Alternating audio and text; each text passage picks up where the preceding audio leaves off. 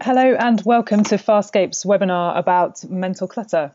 Thank you all for joining us. I can see that we've got a number of people who are still logging on, so welcome to those of you who are already joined. We've had a significant response to this topic, so it's obviously something that is relevant for a lot of people. And it's also clearly a thought-provoking topic, as we've had a wide range of responses from you about what you're hoping to get from this webinar. So before I start, I'd just like to talk you through how we're going to run the webinar and what to expect. First of all, in terms of timings, the webinar should last for about an hour, and we've allowed 15 minutes at the end for questions. We've also reviewed the questions and objectives that you submitted when you signed up for the webinar, and we've built these into our content. However, please do feel free to ask questions throughout the webinar. You can type questions into your panel, and I'll be keeping an eye on those, and if we don't cover them, I'll ask them during our question and answer session at the end. So what is mental clutter then? Well, it's a huge topic and it's impossible to cover it all in an hour. So we're therefore going to be highlighting what the key themes are and giving some examples of solutions and advice about other resources that are available to you. I'm just going to flash the agenda up here on the screen. Our aim is very much to help you consider how businesses can help their people to deal with mental clutter. So we're going to be running a couple of polls during the webinar because we're really interested to understand what your experiences are in the organisations that you work in. Please do get involved, it will help us to understand the experiences of people like you who are dealing with this on a daily basis. In terms of the style of the webinar, it's going to be very interactive. My colleagues Neil and Julia are going to be having a conversation. Neil's going to be interviewing Julia, as well as kind of feeding in some questions. So it will be very much a kind of interactive experience for those of you who are listening. So before I hand over to Neil and Julia then, just to introduce who we are and the roles that we're going to play today on the webinar. So my name's Ruth Moody and I'm the Managing Director here at Farscape Development. Farscape is a behavioural learning and development company. We work regularly with leaders to help them to recognise and explore their potential so that they can deliver better results in the roles that they're in. And interestingly for us, stress resilience is a topic that comes up often when we're working with leaders, which is why we've set up today's webinar. My colleague Neil Kimberley, who is our commercial director here at Farscape and also heads up our coaching practice, is going to be interviewing Julia, who's our expert on mental clutter. So Neil's got a wide range of experience as a coach, and in particular working with leaders in business. And he's going to be interviewing Julia and feeding in some questions as well to the conversation. So Julia Carden is an expert on mental clutter, which is why we've invited her along today to take part in our webinar. She's an experienced coach and facilitator, and in particular is really interested in mindfulness as a technique for managing mental clutter. So she regularly runs workshops for businesses about this topic and coaches individuals to help them cope with stress and mental clutter. She's also conducted a lot of research on the topic, so it's going to be really interesting to hear her wisdom and insights. So I hope that you find today's webinar useful. And so Julia and Neil, over to you. Thanks, Ruth. Morning, Julia. Morning, Neil. And morning to all of you out there listening, and hopefully you're all feeling suitably uncluttered, sat wherever you are listening to us and able to take in Julia's wisdom as we go through this session. So to kick us off then, Julia, I mean, before I started working with you, mental clutter probably wasn't a term that I'd ever used myself or come across. And I'd imagine that's probably a similar experience for a lot of the individuals and groups that you work with. So when you're working with other people, what sort of terms would they use in their daily life that, in your mind, come under the title of mental clutter? They certainly don't use the term "I'm mentally cluttered." That is something that they wouldn't use. It's something that I use to bracket it all up, all their descriptions. And to give you an overview, it's a very personal experience, and individuals describe it in lots of different ways. And I was running a workshop earlier this week on this subject, and I asked the delegates in their groups, in small groups, to discuss what they perceived mental clutter was from them. And I put it in sort of three buckets of topic areas, I suppose. The first one that comes up as probably the most frequent is that sense of being completely overwhelmed with too much to do. And the people I work with talk about emails, social media, work, and everything else in life. There's too much to be up with, too much to keep on top of, so that sense of overwhelmed. The other form of mental clutter I come up with a lot is that whole anxiety, worry, concerns, and that may be rational and it may be irrational. It may be stuff that they can't control that they're worried about. And it may be work related or home related or a combination of both. But that whole worry about stuff that's going on. And the third bucket I would describe mental clutter is the negative self-talk and that continual internal dialogue and chatter. So when I say internal chatter, I've said negative self-talk. It may not always be negative, but it may be overwhelming, the level of internal dialogue and internal thoughts going on. Often it can be negative self-talk, like, am I good enough? Do I deserve to be leading these people? That sort of thing. So that's the sort of descriptions my coachees and the delegates that I work with describe it in. I use the term mental clutter to give it an umbrella title. Okay, great. One of the things you mentioned in one of those your buckets, as you put it, was around anxiety and that that the worry and focusing on things too much. At what point do people that you work with ever then try and make any links with that being labelled as stress rather than anxiety? Well, of course, people, when I then ask what's the impact of that on them, then they would say I'm stressed or I'm feeling stressed. Or some people might come into the session and say, God, I'm feeling really stressed. Whether that is stress in the medical and the health and safety executive definitions of stress, I wouldn't want to say. And I'm cautious because for the individual at that moment in time, they are experiencing what to them is stress. It may not tick all the medical definitions of stress. That's what they're experiencing it as. So some would describe it as I'm stressed and I'm overwhelmed. Others might just describe it as I've got no headspace, no time to think. And they may therefore say, there, am I feeling stressed? Is that stress open to debate? And that's not an area I would want to say I'm an expert in, and I'm cautious of using that because people, the medics would talk about stress in a very specific way. Yeah. Okay. And you also mentioned back at the beginning when you were talking about that complete sense of being overwhelmed and volumes of email traffic, the sort of 24/7 expectation of being responsive, social media, all those sorts of things. In your experience of working with both individuals and groups, have you noticed, just I guess specifically thinking about the rise of social media now and that that constantly being bombarded with information, do you notice whether there's been any difference between the generations you work with? I know we've certainly been doing a lot of work recently looking at the differences between Generation Y, the millennials, and us, the Generation X. Do we find that we cope less with that bombardment of information than they do? Gosh, that's an interesting question. Just thinking about there's 3 organisations that run a mental declutter session, or I run mental declutter sessions for their employees, and they're all voluntary, so people sign up for them if they feel they need it or they're interested in this as a topic. And when I think about who's been on those workshops, I'm not sure I could say I've seen any millennials or Gen Y on those workshops, interestingly. Right. Okay. So I would be wary of drawing some conclusive finding out of that. Yeah. One can hypothesize therefore that they don't get that sense.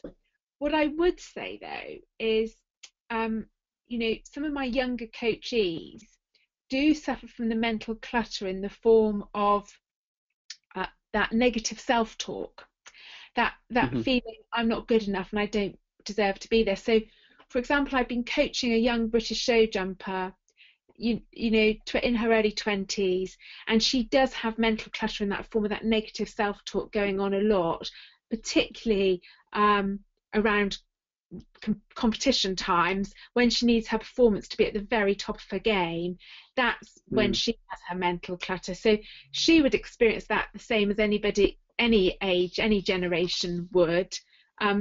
Whether she would experience a sense of overwhelming social media, I couldn't tell you that. Possibly not.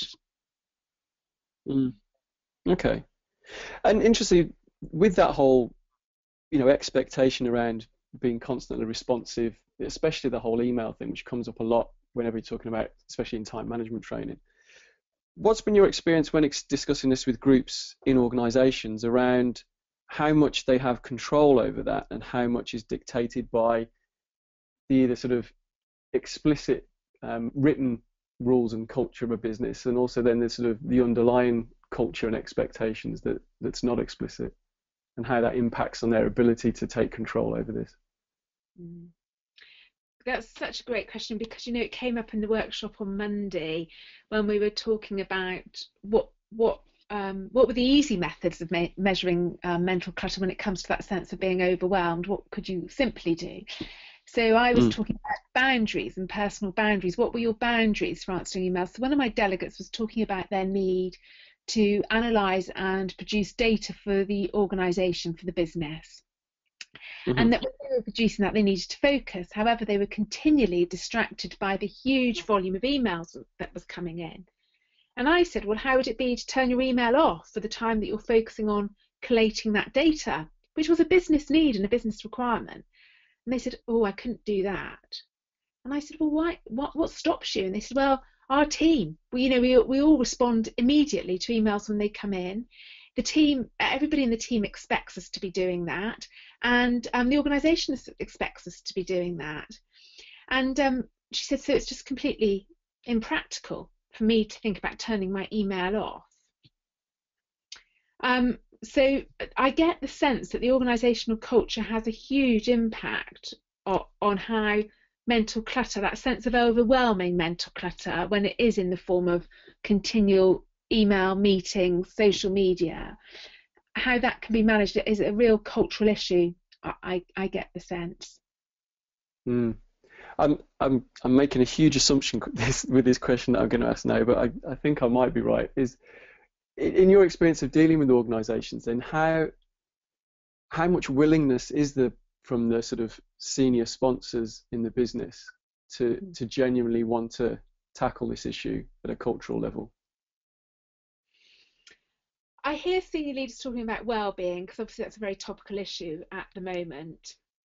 And therefore, I think the organisations that put in these workshops have a desire to do something about it. And I get the sense there's a real desire there. What's interesting, though, is if I think about the workshops, I haven't had any of the top team on them, which is interesting. So I think there's the desire, and I think there's they want to. How serious they are? Well, you could draw a conclusion from that, couldn't you, that they haven't been on the workshops themselves, or indeed set aside some time for them and the top team to be thinking about it. And recently I was working with some senior leaders on a senior leadership development program, and I brought one of them, who I've carried on working with his team, so he's then gone back to his team. One of the references that we'll recommend on our further resources at the end, finding the space to lead, because he could hardly focus on the workshop. He was continually being dragged away to answer emails, and he'd got up at 5 o'clock in the morning to send a load of emails. So I bought him Finding the Space to Lead, and he tells me he's read it and he's starting to embrace it. So that's lovely that he's starting the journey. How serious he'll be about really making it work, time will tell. Time will tell. But just to get him on the page and even thinking about some of the exercises was a positive step. So do you think it's still possible to work with individuals, or in group sessions in an organisation and help them, even if the culture of the organisation isn't moving along with that change? Do they still get something out of it, or is it almost not worth doing? Well, they do, particularly when their mental clutter around anxiety, inner self-talk, continual thoughts. They definitely get lots out of that, and that can help with their own individual well-being, sense of feeling okay about themselves, and you know, their whole self-esteem. It can help with all of that, and their resilience and their ability to deal with other people in the organisation. So it can help that. That's a good thing. And it can give them food for thought around, well, maybe I could for half an hour turn my email off, or think about that. Or maybe I should be having the conversation with my line manager about it. So I think there is an opportunity, because not everybody experiences that sense of overwhelmingness. They like to be in contact all the time, and it's not an issue for them. But the negative or continual set of thoughts may be. So, and they may still want to create some headspace by quieting those thoughts so that they could do some more strategic thinking or creative thinking. So I think it can still work. Okay, great. I mean, what's really interesting is, so when you've started to raise awareness, whether that's with an individual or within groups in an organisation, their awareness of having the symptoms of this mental clutter, what sort of things then come out from them regarding what impact that is having on them, in either individually in the workplace or on the organisation as a whole? What sort of typical themes are coming out about its impact?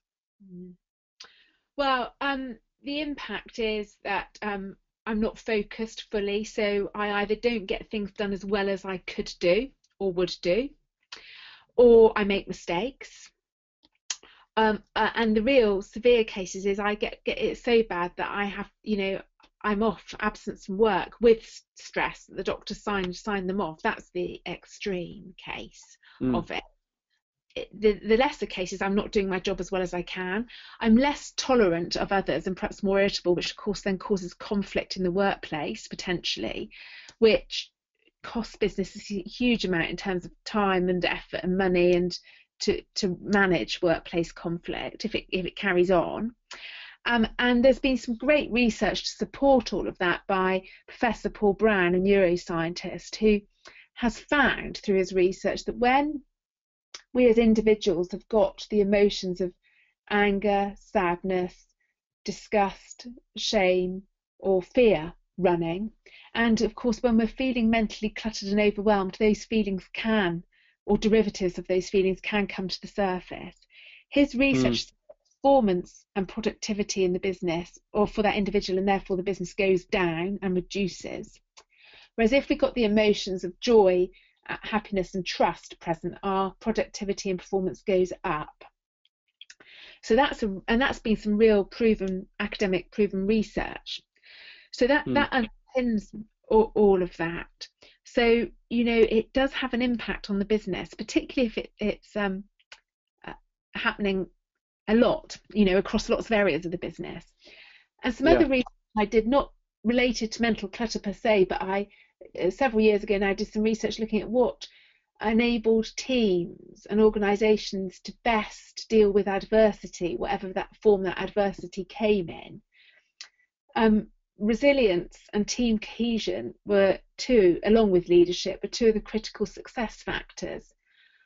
Well, my sense is, with the coachees I'm working with, is that mental clutter reduces our personal resilience.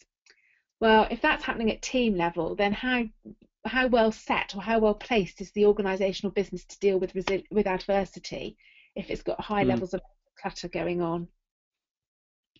So I guess basically it's sort of, we're looking at this idea that in organisations, the culture that's running sort of unconsciously underneath the surface creates these sort of sense or perceptions of sort of social threat for the individual, which then are their triggers. So whether it's lack of control because they're being micromanaged, or that feeling of uncertainty about the way that work's being distributed, and whether it's unfairness or poor connectedness with people they're working to, those are all the sort of triggers that then generate this anxiety and stress as you just described it earlier. Absolutely, yeah. And it's really personal as well. So people experience it in different ways. I had in one of the workshops on Monday, so they were short workshops. This organisation wanted to give people a taste of it. 20 people in the room would have described it to me and the impact of it on them in 20 different ways. You could have got some common themes out of it. So culturally, to really understand what's going on in the organisation is understand how the people are describing it and what the issues are there. Mm. Okay. Um, just one last one then. I know because it's something that we've discussed before. Is then how also it can how this whole mental clutter, and whether it's from any of those three sources, then impacts on relationship as well in the workplace. Mm. I think it goes back to my point about workplace conflict, that if you're feeling mentally cluttered, and you've got lots of thoughts going on, and you can get into a bit of a circle of negative thoughts. So my work research around workplace conflict is, what I find is when workplace conflict, it is such about personal perception. So if I'm in a bad place and I'm feeling overwhelmed, I may see something quite trivial as really negative. And therefore, I start to look for more negative stuff, because we look to be right. Once we focus on something, we're looking for evidence of that we've made that right decision. So it can exacerbate tensions between individuals and within in teams. And Hmm. I do, my sense is, having worked around this for some time now, is that it does exacerbate workplace conflict, or even sustain it going on for longer.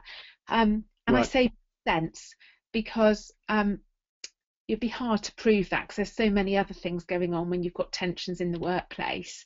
So that Mm. I wouldn't want to be absolute about that, and I'm sure some of the audience would perhaps disagree or have a different perspective on that. Hmm. Okay. Fantastic. Well, let's leave it there for a second then. It'd be good to just involve the audience for a moment. So we're going to pop up our first poll now. If we can just get this to crop up on the screen.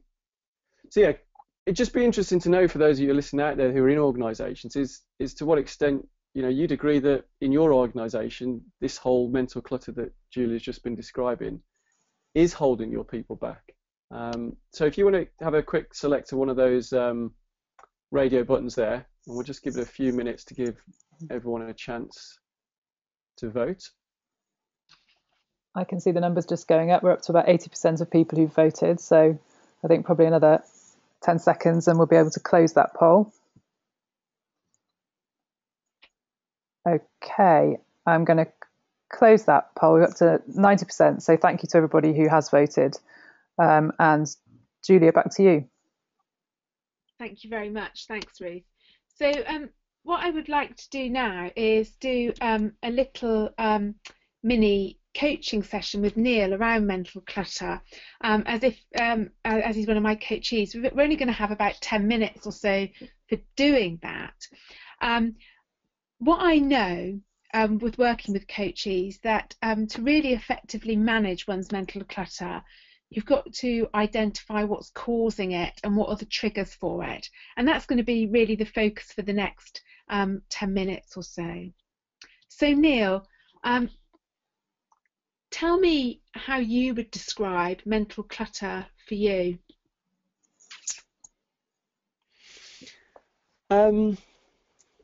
Interesting. So thinking of those three buckets again, as you described before, that I think the first and the last one are less of an issue for me now.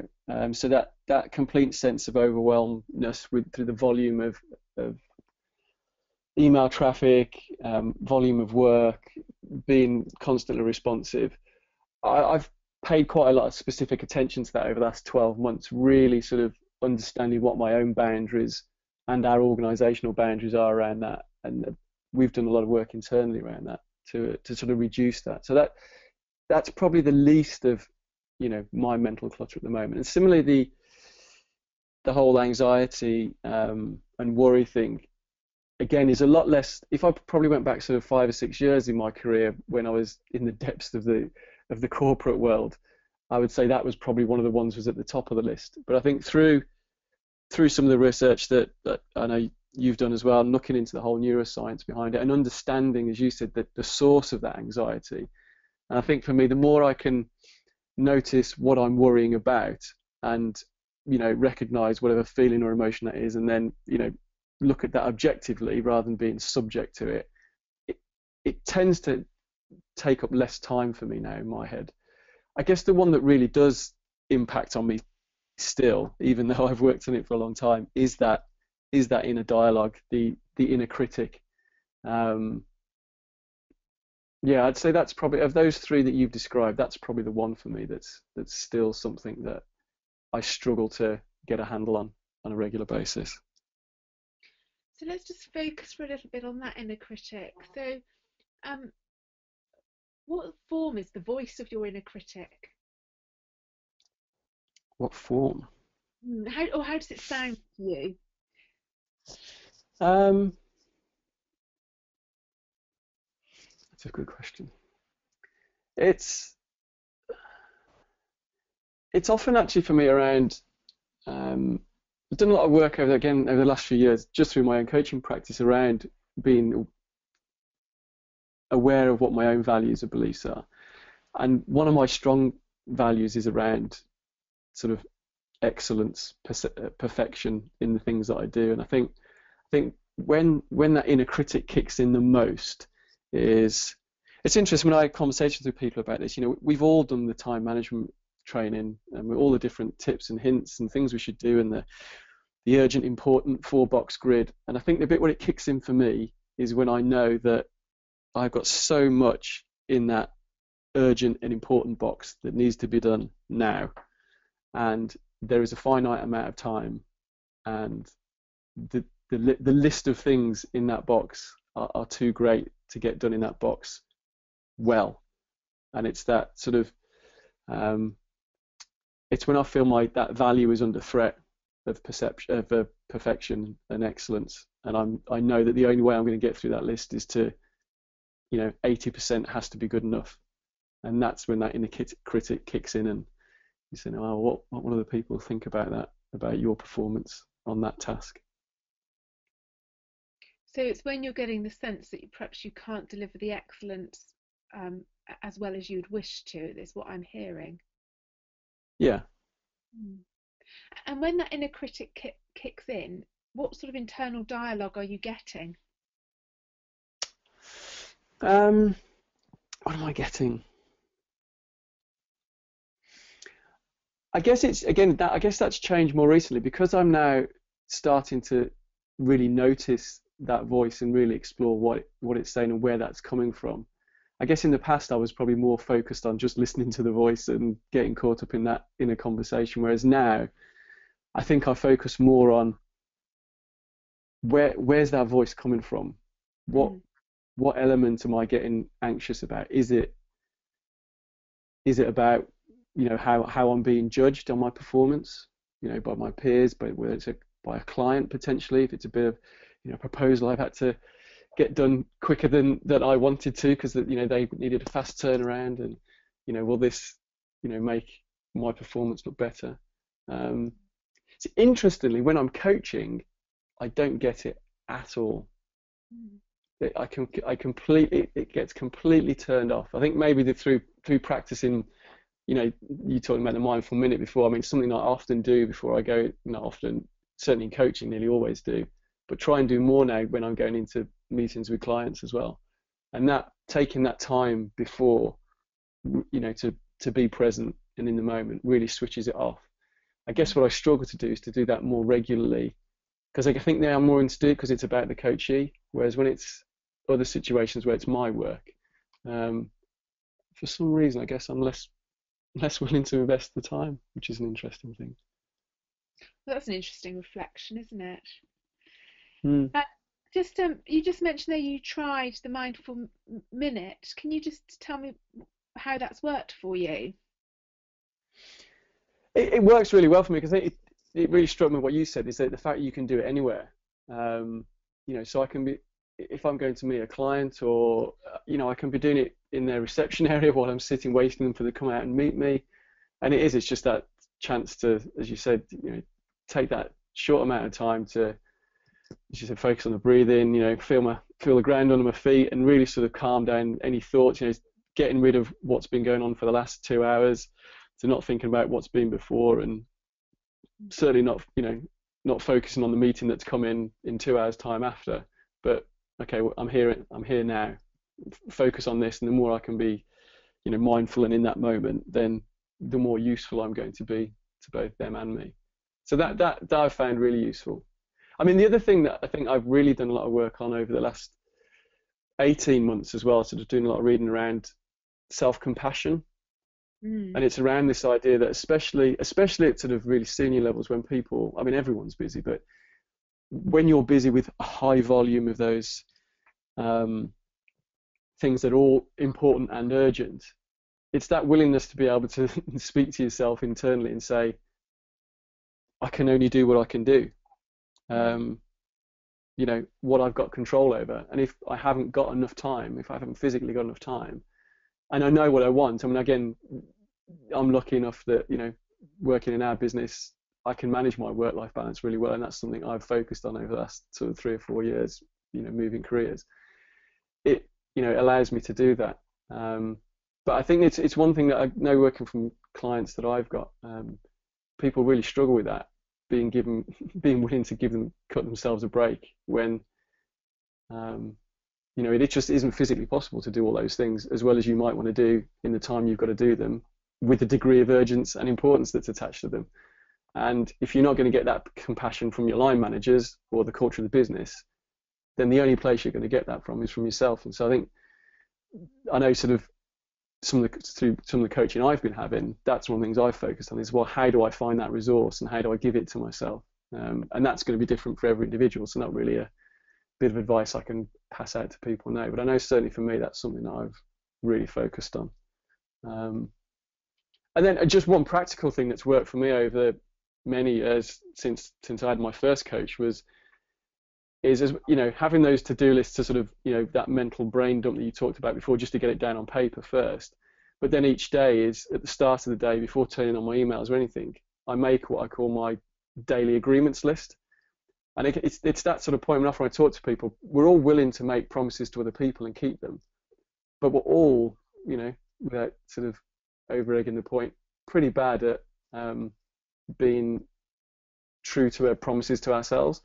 So that daily agreements list to me is saying, right, you know, of all this list of things I've got to do, today I'm committing to doing these. It might only be 2 things, but by the end of the day, it's that positive, that sort of reframing of, it's great to be able to get to the end of the day and cross off those things, which actually I do with a highlighter rather than scribble them out, you know. So it's just that positive reframing of, these are the things I've achieved today that I promised myself I would do. And being realistic at the start of the day as to what that's going to be. So if I know I've got a day of meetings, you know, back to back, why would I create a to-do list that's got 15 things on it that I know at the start of the day aren't going to get done? Because the negative impact that has then at the end of the day, when you've only done 2 of them, it's way more significant than the positive impact of doing it if you know, commit to only a couple. So those sort of are some practical things that work for me. Okay. And just before we go back and perhaps talk about some of those techniques for the audience benefit, you mentioned the impact on you, that if you don't do that, it can have a real negative impact. So I'm hearing for you, if you don't manage your mental clutter effectively, either through your lists or your mindful minutes and that sort of thing, it has a negative impact. So what has been the negative impact of it on you? It's interesting because about 3 weeks ago, I redid my neo-psychometric. So for those who haven't done it, it's a personality trait psychometric, and it sort of focuses on the sort of big 5 personality traits. And one area that I come out quite low on is under conscientiousness, is sense of duty. So for me, a lot of these urgent and important tasks, I find it really hard to focus on unless I think they're important and urgent. So if that mental clutter starts happening, that internal dialogue happens, I'm very, very easily distracted by things that I think are more important and urgent to me. So that's one of the real negative impacts, is when that inner dialogue happens, I find it really difficult, and it's really easy to lose sight on those tasks that did need to get done, and I'm more willing to look for distractions that I'm more interested. I'm quite magpie-like. You know, I like the bright and the new and the bright and the shiny that will distract me from the thing that I didn't really want to be doing. So yeah, that's harder to deal with when that mental, you know, inner dialogue is going on. Sure. I'm just going to quickly, for the audience benefits, I suppose we've got some ideas there of dealing with mental clutter, some of which you may have heard of. And I just want to draw the audience's attention to a couple in particular. There's one there, we've got self-compassion, which Neil has mentioned. There's some great research by a lady called Fredrickson around positivity, and she has found that if you meditate, if that doesn't sound too pink and fluffy for the audience, around love and kindness meditations, which you can just download on YouTube, for 5 minutes a day, your positivity goes up enormously, and your sense of positivity goes up enormously. The other one I particularly, so there's some really easy stuff. You do the brain dump, putting things in the quadrants on the triangle like you do on the time management course, all very transactional and quick and easy to do. For me, and with my experience of working through this, there's two things that really can turn it around. For the sports people I work with, or those people that need to stand up and speak in their businesses regularly, or speak to large audiences and they get large mental clutter, large internal self-dialogue, there's something called anchoring, which can really help and transform the way you do that. And the best example of anchoring, visible example, is Johnny Wilkinson just before he takes a kick on the rugby pitch, the English rugby player Johnny Wilkinson, and that whole thing's anchoring, where he's just getting his head into the right mind zone to do the job. And anchoring is something you can find more about just by putting it into Google, or work with somebody who's been trained to do it. The other one, the one that I think makes a huge difference on an organisational and business level, is mindfulness, which is about where we're focusing our attention. And one thing I'd like to just introduce to the audience, which Neil's mentioned, is a really quick and easy technique, which I know works. I use it myself. I've introduced it to lots of senior leaders and businesses and other managers, and they all tell me it works as well. It's the mindful minute. So if I was working with Neil to introduce that, I would time him for a minute, and I'd ask him to count his breaths. And an in and an out breath would count as one. And say he had 15 breaths a minute, he would then know for the rest of his life that if he paused and counted his breaths up to a count of 15, he would have used a minute of time. And you can do that anywhere, any place, any time. People don't need to know you're doing it. And the feedback I've had from people doing it who use it, so in that sense of, oh my goodness, I've got so much going on in my head, I can't see clearly, I've got no headspace. People who stop and do the mindful minute say that after that mindful minute, their productivity goes up, they get a sense of calmness, or they get a sense of putting things back in perspective. And that's only a minute, and it has been so effective. And I think if you're really serious about changing the way your head works and your thinking and your focus, then mindfulness is a technique I would strongly recommend to everybody. And I have found that people experiencing negative worry and that level of mental clutter, mindfulness really works for them as well. The other quick technique, if you don't want to sit down for a minute and count your breaths, is what I would call the purposeful pause. So say you were on your way to a meeting and you were feeling a bit stressed and overwhelmed and panicky and frustrated. Focus on just your walking to the meeting. How do your feet feel in your shoes? And how do your steps feel? And notice, just focus on that, to turn all the other mental chatter off and focus on something just while you walk from your office to where the meeting is. Or it might be, I'm going to just focus on eating my sandwich for a couple of seconds, or driving the car. How does the steering wheel feel in my hands? And I would call that a purposeful pause, so it doesn't even have to be a minute. And just by doing that, you can turn the internal monkey chatter off and focus on what you need to focus. And I find the mindful minute and that purposeful pause probably the quickest and most effective way of dealing with it in the moment. And I've had good feedback from that to the businesses that I've introduced that to. Brilliant. I'm just going to hand back to Ruth now, because I think it would be great to do another poll to get some feedback from the audience on how they would rate the level of support their organisation offers to help reduce mental clutter. So Ruth, can I ask you to put that poll up on the screen, please? So if you could all take a moment to answer that question, that would be helpful.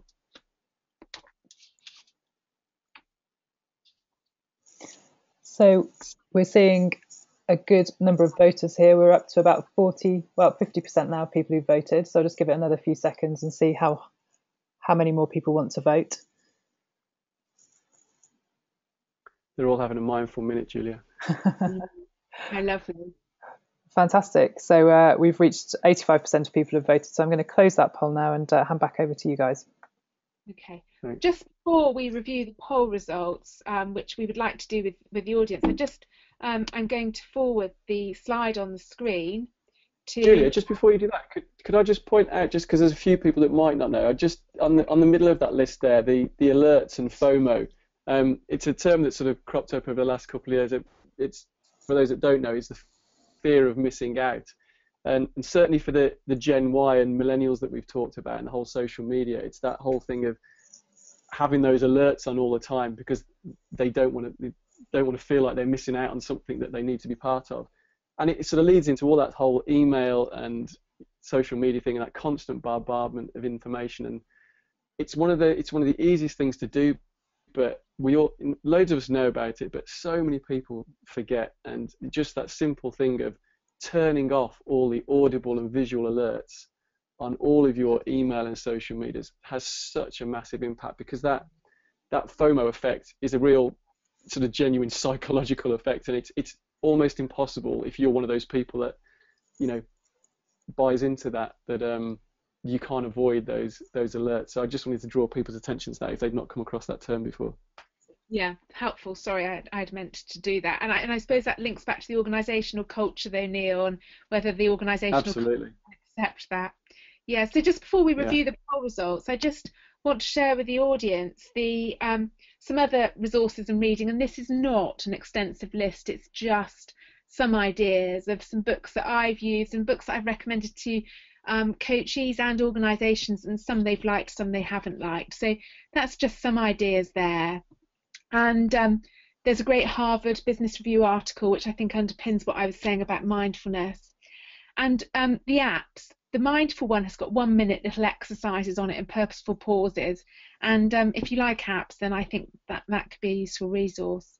And I know we're going to put these slides up on our Farscape website at the end, so the audience can obviously tap into these and others. So hopefully that will give some people some point of reference if they want further reading around this topic. Yes. So we'll there'll be a recording of the whole webinar that we'll email out to everyone. So people, if you haven't had a chance to jot any of those down, you'll have access to those after the webinar's finished. Great. So Ruth, can we have a look at the poll results, please? You can indeed. So I'm going to start with the first question, which was, to what extent would you agree that mental clutter is holding back the people in your organisation? The results should be showing on your screen now. Interesting. So pretty much, there's not many people out there in the audience today that would disagree that isn't holding their people back to some degree or other. I guess what'll be interesting now is to see how much support they feel their organisation is giving their people to deal with that. So, yeah. Have you got anything else you wanted to say on that, Julia? No, obviously I'm not surprised there's no disagree or strongly disagree. I'm surprised there's some neutrals. I'd be interested to understand why people, cause people to answer in that way. But I think there's a lack of evidence. There's definitely a lack of empirical evidence to say that, this is really important. And I would love there to be absolute evidence, but I haven't got that yet. Yeah, I suppose it's also how people rate being held back as well, isn't it? So yes, absolutely. Might have been a difficult question to answer for some people. Okay, then, Ruth, what's the results on the second one, and what do people think in relation to how much they're putting into supporting their people with that? So you should have the results on the screen now. Yeah, I can see those. Interesting spread. How does that compare to what you'd have expected, Julia, in your experience? I thought there would have been less in the good, so that's really good. Positive to see. I suppose the poor and very poor and adequate is where there's improving. It's becoming a real topic, though, isn't it? It's been in the media a lot more, and so I think I get the sense that organisations do want to do something about it. I suppose it'll come down to the conversation we had right at the beginning of the webinar around how much is that going to be just around focusing on the individual, and how much of organisations are going to be willing to tackle some of the more systemic issues that drive it as well, because it feels like it needs to be both. Yeah, absolutely. 100% agree with you there. Yeah. So shall we answer some of the questions, Ruth, before we, start closing? We've got 15 minutes. Yeah, absolutely. We've had some interesting questions come in as we've been going through the webinar, and I just invite people to send more, and if you have got some now. But just to start us off, I've got a question here which is about the fact that you've made some great suggestions for individuals in terms of how they can deal with some of that mental clutter. But how can you do that with groups of people?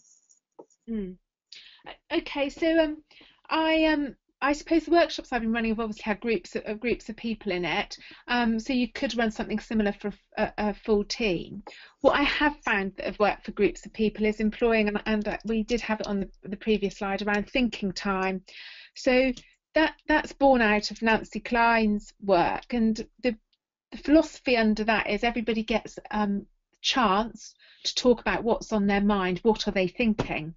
So I did it with a group earlier this week where they worked in pairs, and one person asked the other, "What are you thinking?" And after they asked, they shut up and they just listened and focused their complete attention on their person speaking, and then they swapped over, and they did it 5 minutes each way. Some people didn't like it because they felt a bit uncomfortable with it, but with a group of people that know each other, it works really well. And the feedback I've had is, I feel like I've offloaded without any, I don't want my problem solved, I've just offloaded and I feel better for it. And that works really well with a group. And you could almost do it as a round. So say you had a formed team of 8 people, you could give everybody, say, 3 minutes and go around the table, or even a minute, just to say, what are you thinking? And that's been really positive with groups. Fantastic, thank you. An interesting one here. Do you see in your experience a link between depression and mental clutter? Well, Ruby Wax's work and the research that has underpinned what she's promoting would say yes. And I talked about one of the buckets being that anxiety and worry. And if that gets to the state where if that's depression and people are feeling depressed because of that, then yes, it could be. I'm not a medical expert and I'm not a counsellor or a therapist, so that's an area I don't feel an expert in, but I almost, knowing from the reading I've done, then I would suggest possibly yes. And the other reading I've done around mindfulness and research into mindfulness is absolutely proven research that mindfulness can help depression. There's medical empirical research proving that. Fantastic, thank you. I think this is an interesting one. I'm interested myself in this answer around raising awareness of mental clutter in others. So if you can see that someone's struggling, but they perhaps haven't said out loud that they're struggling, how can you help to raise that awareness for them? Gosh, the danger is, in my experience, is you could it would largely depend on the relationship you have with the other person. So if I'm going to put that into a business context, here I am, a line manager, and I'm noticing my team is suffering, or a team member and I notice my line manager's suffering. One would hope that a line manager noticing in their team would raise it from a compassionate leadership perspective. For me, it would be around asking questions, open questions, without me imposing my judgment, because I've made a judgment. Say as a line manager, if I've made an assumption that you're suffering from mental clutter and I come up and make some judgment about that, it may exacerbate what's going on for you. So, but if I approach it from I'm genuinely interested, and I am genuinely interested in how are you, and I approach it from that perspective, how are you, what's going on for you, and ask you open questions and listen with attentiveness, I think that would be the way I would tackle it. Interestingly, one of my coachees has noticed his line manager has changed and is suffering from it, and he brought to coaching, how can I raise this with my line manager? So we coached around that, and again I talked about him perhaps sharing his observation in a non-judgmental way and asking some open questions. And interestingly, his line manager has shared with him that he's under a huge amount of pressure at the moment and is finding it difficult, through approaching it from a slowed down pace, a non-confrontational pace and a non-judgmental place has helped have the dialogue. Okay, so it's really important that we don't sort of say you're clearly suffering from mental clutter. It's about seeking to understand how they are feeling. Absolutely. The people that are going to say you look very stressed, you're going to get a reaction that's not possible. And that leads in, and that's led into how skilled are you having that seeking to understand conversation, and the workshops that we do around having difficult conversations helps people have those sort of conversations in a safe way. Okay. And out of interest, where does responsibility sit, in your opinion, for helping people to manage stress and mental clutter? We've had one question asking if it is indeed with middle managers. What's your feeling on that? Well, in my perfect world, ideally, it is everybody's responsibility to manage their own mental state. From an organisational wellbeing perspective, I think it needs to be all managers in the business from the top down, because I hear a lot, we need to expect our middle managers to do more. Yes, the middle managers have an absolute key role to play, but if their senior managers are impacting on them and saying, right, middle managers, this is what we want you to do, but we're not doing it ourselves and how we manage you, then how can we expect our middle managers to do it? So, I think it's all managers' responsibility, really. Mm. And it's interesting. Sorry, Julie, just you finish. I was just going to say, it's a little bit like health and safety for me. Health and safety only works when everybody takes a degree of responsibility, so it would be fabulous. And I think I might be talking about an unrealistic scenario, but it'd be fantastic if we get everybody to realise, am I suffering from this? What am I going to do about it? If everybody took a degree of responsibility, am I noticing my colleagues and my peers are, then that would be fantastic. But that's a significant cultural change for most organisations. Mm. But I think that was the point I was going to make, really, was around that. I guess, Ruth, we come across it a lot, don't we, when we're in that sort of needs analysis stage of working with the client on whatever issue it is, but especially around this, is that, if it's been it's been identified as an issue either through HR or through staff feedback, and the senior management are then just jumping on it as an activity to do to tick a box on a staff engagement survey, then, as Julia said earlier, we're going to help the individual, and they're going to have some new techniques and ways of dealing with it. But if their responsibility isn't taken at a very high level in the business, that there are cultural barriers in our business that we need to tackle, and that are driving mental clutter for the individuals, then it's never really going to, you can't lay it at the door then of middle management or frontline leaders, because, as Julie said before, they're not getting that experience from the people above them, and then it just stays an endemic issue then. But as Julie rightly said, that's a big oil tanker to turn around in most businesses. Well, I think one of the challenges as well is that how is stress and mental clutter perceived in the organisation, and I guess that's why it's so important that we do see those senior leaders and the board members being willing to be vulnerable, I guess, and admit that they also suffer from mental clutter, so that it becomes a subject that isn't taboo and that people are able to deal with. Yeah, and doesn't add to that social threat, which adds to the mental clutter. Yeah, absolutely. And I'd be wary of businesses saying, well, we haven't got anybody who's stressed in our organisation, so this is not an issue, because I think stress is an extreme form of it. I suspect even if they don't acknowledge they've got stress, there'll be people suffering from mental clutter going on. And what's interesting from Janice Moritano's work, Finding the Space to Lead, she's got a website and talks in there. She was an American, in charge of huge corporate, and some of the little snippets of feedback she gives in there, she as a chief exec had a breakdown, and it was then that she thought, I haven't got the space to lead and I need to find some, and her journey's explained in her book. So that's a great advocate for what we're saying, really. I think the other thing for me is going back to the work. I know for a lot of people listening, especially in sort of HR and L&D, who then have to go and get sort of sponsorship and buy-in from senior people, and often the pushback on lots of this sort of behavioural stuff is, well, where's the ROI? How is this going to affect the bottom line of the business if we do this?